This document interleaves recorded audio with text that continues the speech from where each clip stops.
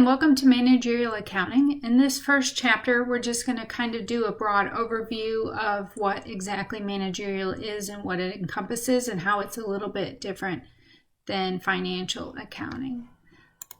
So we'll go ahead and start with a definition of managerial accounting. As you can see there, it's a field of accounting that provides economic and financial information for managers and other internal users.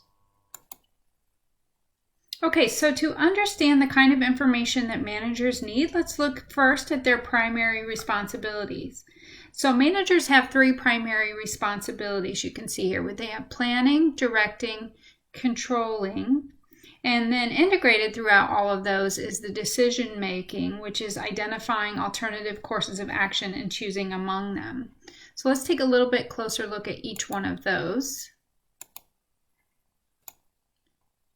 So planning, quite simply, involves setting goals and objectives for the company and determining how best to go about achieving them. So for an example, a goal for a company might be to maximize short-term profits and increase market share. In addition to planning for the future, managers must oversee day-to-day activities to keep the organization functioning smoothly.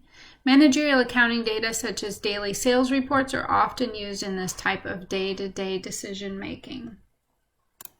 In carrying out the control function, managers look to ensure that the plan is being followed. Feedback by which signals either operations are on track is the key to effective control. A performance report compares budgeted to actual results. So the work of management, which is known as the planning and control cycle, can be depicted as shown, which we see here. The process is a continuous loop in many organizations. Once the plans are made, they are implemented. The controlling process then begins. And it starts with measuring actual performance and then comparing those results against planned performance. Corrective action may be necessary if actual results differ significantly from the plan. In some cases, new information may result in altering the plan before the cycle is repeated. Note the decision making is involved in all management activities. So let's take a look at the differences between managerial accounting and financial accounting. So if we look here at the users, you can see that financial accounting reports are prepared for external parties, whereas managerial reports are prepared for internal users, those with inside the organization. Now the emphasis for managerial accounting is on the future, whereas, as you recall, in financial accounting, it was a historical perspective, so we were summarizing past transactions. If we look at the relevance of data, financial accounting should be objective and verifiable. Now, management accountants focus on providing relevant data, even if it isn't completely objective and verifiable.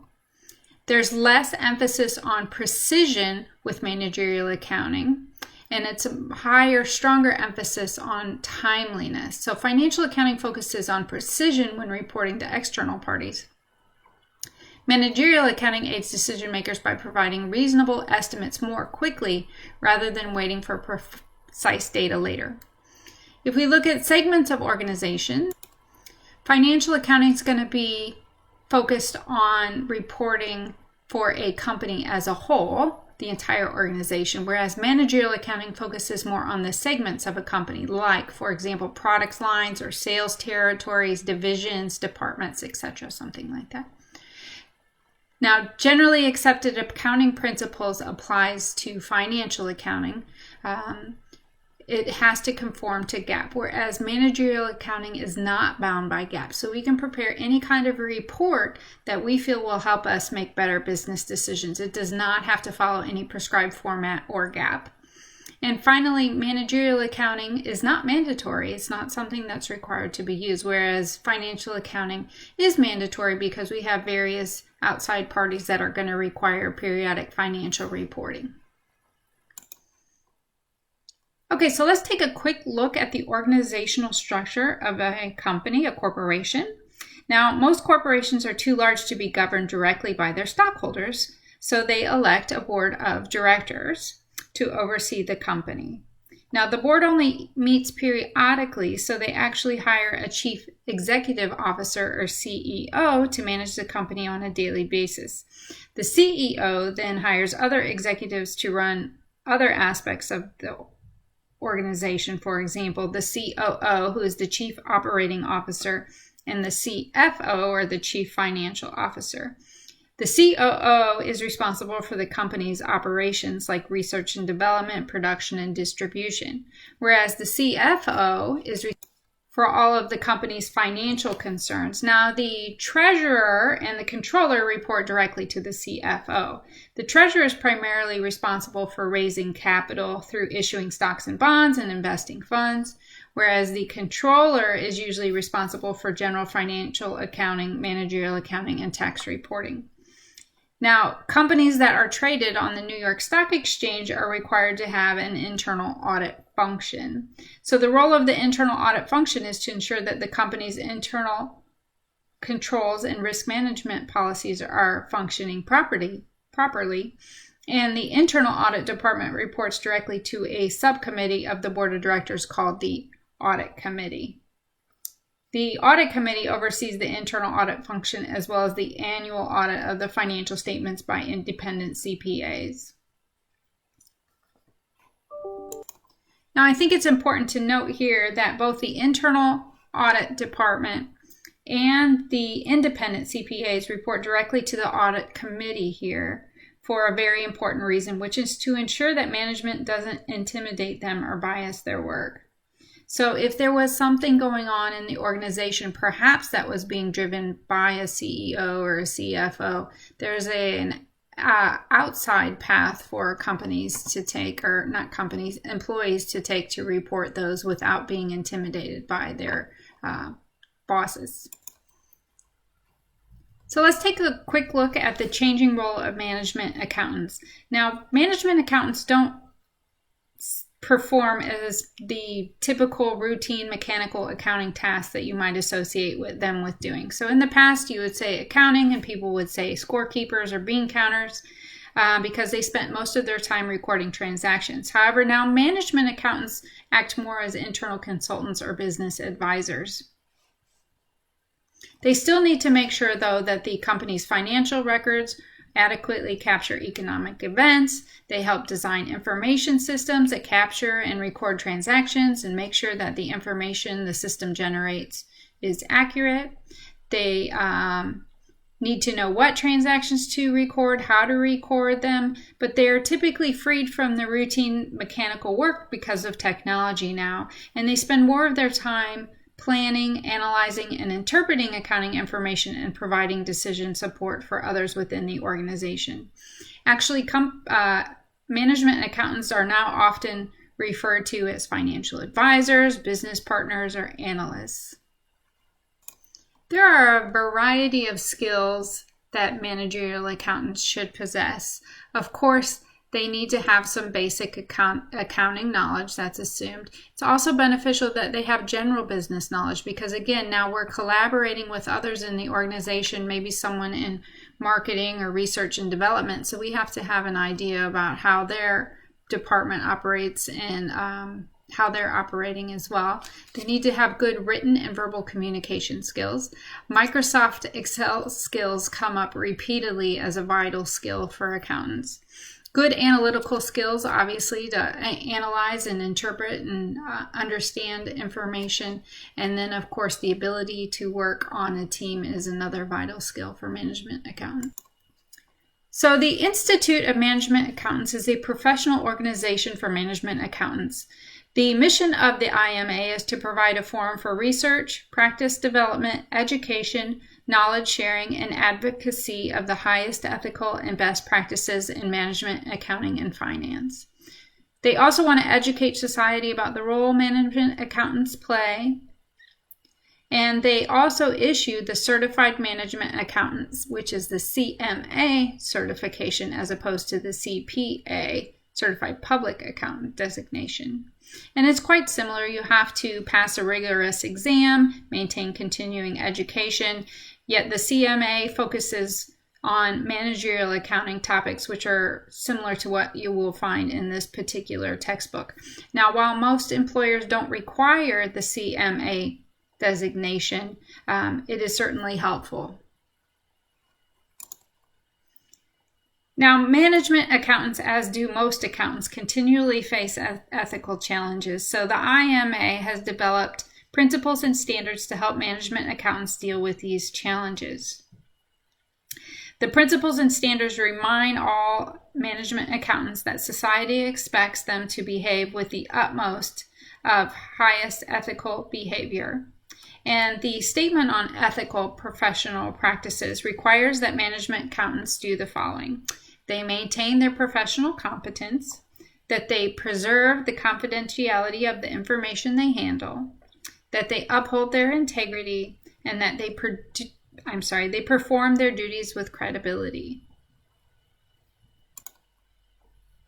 Now, if management accountants do encounter some unethical behavior, there are a series of procedures that the accountant should follow or consider the following steps. So they should discuss the unethical situation with their immediate supervisor unless their supervisor is involved in the unethical situation. If so, then they should go to the next level higher, managerial level higher. If their immediate supervisor is the CEO, they should notify the audit committee. They could discuss the situation with an objective advisor like the IMA ethics counselor. The IMA offers a confidential ethics hotline to its members, so they could use that, or also consult with an attorney regarding their legal obligations and rights. Next, you can see here that there is a difference between unethical and illegal behavior. Not all unethical behavior is illegal, but all illegal behavior is unethical. A management accountant who commits an illegal act is violating this ethical standard. So in other words, ethical behavior encompasses more than simply following the law. The IMA's ethical principles include honesty, fairness, objectivity, and responsibility, and those principles are much broader than what is codified in the law. So there have been some regulatory and business issues that have transpired over the past 10 or 15 years, and we're going to delve into each one of those in greater detail here. But that would include Sarbanes-Oxley, the IFRS, the International Financial Reporting Standards, the Extensible Business Reporting Language, XBRL, sustainability in a shifting economy. So let's go directly to Sarbanes-Oxley here. Now, the purpose of SOX or Sarbanes-Oxley is to restore trust in publicly traded corporations, their management, their financial statements, and their auditors. SOX enhances internal control and financial reporting requirements and establishes new regulatory requirements for publicly traded companies and their independent auditors. Now, these Sarbanes-Oxley Act was a result of corporate accounting scandals that happened, such as Enron and WorldCom. So the U.S. Congress stepped in and enacted the Sarbanes-Oxley Act of 2002. Now, it requires that the company's CEO and CFO assume responsibility for financial statements and disclosures. The CEO and CFO must certify that the financial statements and disclosures fairly present in all material respects the operations and financial condition of the company. They must also accept responsibility for establishing and maintaining an adequate internal control structure and procedures for financial reporting. The company must have its internal controls and financial reporting procedures assessed annually. It also requires that the audit committee members be independent, so they receive no consulting or advisory fees from the company other than for their service on the board of directors. One of the members should also be a financial expert. And the audit committee not only oversees the internal audit function, but also those independent CPAs. SOX also doesn't allow CPA firms to provide certain non-audit services like bookkeeping and financial information systems designed in the same period when they're providing audit services. Lastly, one of the biggest penalties that's assessed in Sarbanes-Oxley is for white-collar crimes like corporate fraud. So the penalties include both monetary fines and potential imprisonment for those who enact it or participate in it. Now, as a result of the increased globalization of our economy, there has been a need or a desire for there to be consistent reporting standards for all companies in the world. Now, the International Financial Reporting Standards, or IFRS, has been trying to converge with GAAP for quite some time now so that we could have one standard worldwide. This is still in progress. I'm not sure. They had initially hoped to have things implemented by now, but I think there's some hiccups. I heard someone say a few months ago that they're not sure that there will ever be convergence. So I would say stay tuned here and we will see what happens. Doesn't apply to management accounting though. Now, this extensible business reporting language enables companies to release financial and business information in a format that can be quickly, efficiently, and cost-effectively assessed and sorted and analyzed over the internet.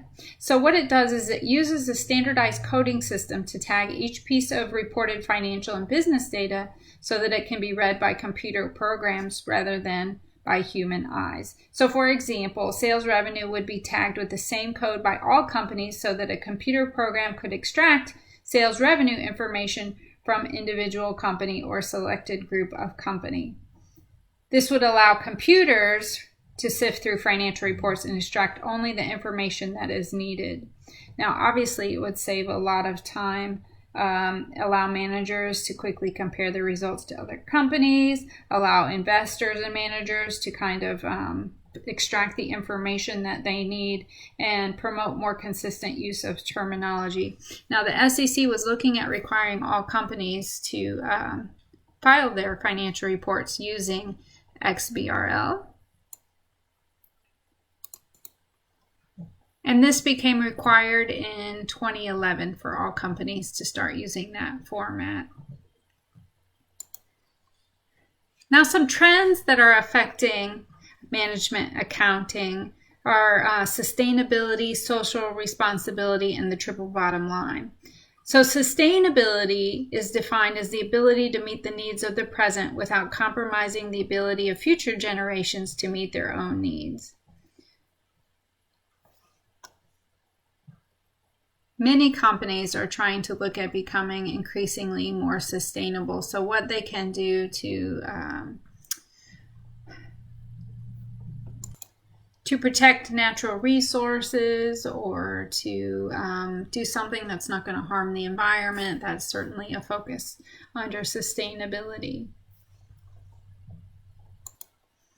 Social responsibility says essentially that a business not only should be focused on making profits, but also look at things that might benefit people as well in their business. So perhaps you've heard of Tom's Shoes and you buy a pair and they donate a pair. That would be an example of social responsibility. Or Home Depot is only sourcing materials that are replenished and sustainable. That would be another example. The triple bottom line is a relatively new concept which recognizes that a company's performance should not only be viewed in terms of its ability to generate economic profits, like we were talking about with social responsibility, but also by its impact on people and the planet. So we're combining all three of those. So sustainability could be viewed in terms of three interrelated factors that influence a company's ability to survive and thrive in the long run, which include people, profit, and planet. Other trends happening right now is typically the North American economy is shifting away from manufacturing towards more of a service economy. So we have healthcare, communication, transportation, banking, rather than typical manufacturing type jobs.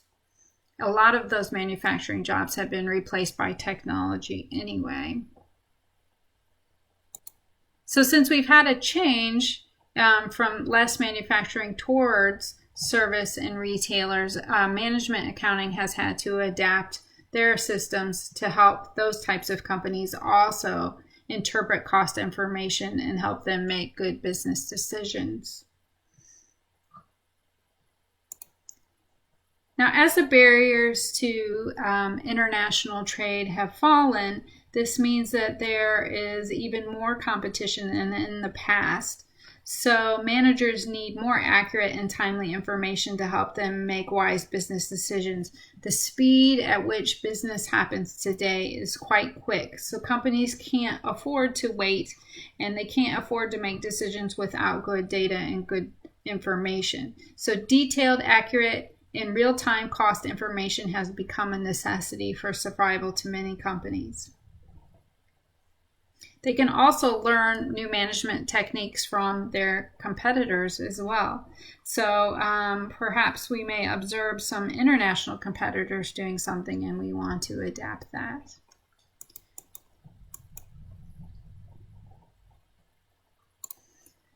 So with the advent of technology now, the accounting profession has developed these accounting information systems or advanced information systems. And through the use of technology, we've been enabled to develop quite a few new things. We'll talk about all four of these here in just a minute. The Enterprise Resource Planning System, or ERP system, Lean Production, Just-in-Time, which is JIT, or Total Quality Management, TQM. So we have a lot of acronyms going on there. Enterprise Resource Planning, or ERP systems, is one system that integrates all companies' functions. So it will tie human resources to production. Okay, so I was saying ERP systems integrate all of a company's functions like human resources, production, accounting, sales. All of those systems are tied together and integrated. Now, the big benefits for ERP systems, because they're quite expensive to set up and develop and get running, but it does help companies streamline their operations, which helps save money. It helps companies respond quickly to changes. So, for example, a change in sales will automatically filter through the ERP system, through purchases, production, shipping, and the accounting systems. And then they can replace different software systems. So a company will then be using that one system again to do payroll, shipping, production, whatever it might be. They are really a necessity for any large company running to be most efficient as possible. And companies will look at the cost. So lean thinking is a new philosophy and a business strategy that companies are using to operate without waste. So if they can eliminate waste, then the lower the company's cost should be. With lower costs, companies are better able to compete. So one primary goal of a lean production system is to eliminate the waste of time and money that accompanies storing large inventory. If you think about it, inventory takes time to store and unstore, and then the cost of holding inventory can add up to 25% or more of an inventory's value. Also, inventory that's held too long can become obsolete because of changing technology, consumer tastes become damaged, etc. So companies that are advocating lean operations tend to adopt something called just-in-time, or JIT, inventory philosophy that was first pioneered by Toyota. So what happens is they manufacture a product just in time to fill customer orders and no sooner. So companies are able then to substantially reduce the quantity of raw materials and finished product that they keep on hand, which reduces storage costs and associated costs like security, utilities, shrink, and handling and labor costs. So since companies are making inventory just in time to fill customers' order, then they're better able to produce a quality product quickly. And then lastly here, we have something called total quality management. So all companies, not just lean producers, have to deliver high quality goods and services to remain competitive. So total quality management is one key to succeeding in a global economy. The goal of TQM is to delight customers by providing them with superior products and services. So every company is going to focus in on each business function and examine those activities and work to improve performance by continually setting higher goals. So that continuous process performance management. and discuss how the costs associated with their level of quality and improvement initiatives all work together. And then if you'd like at the end, well, that concludes this particular chapter. Thank you.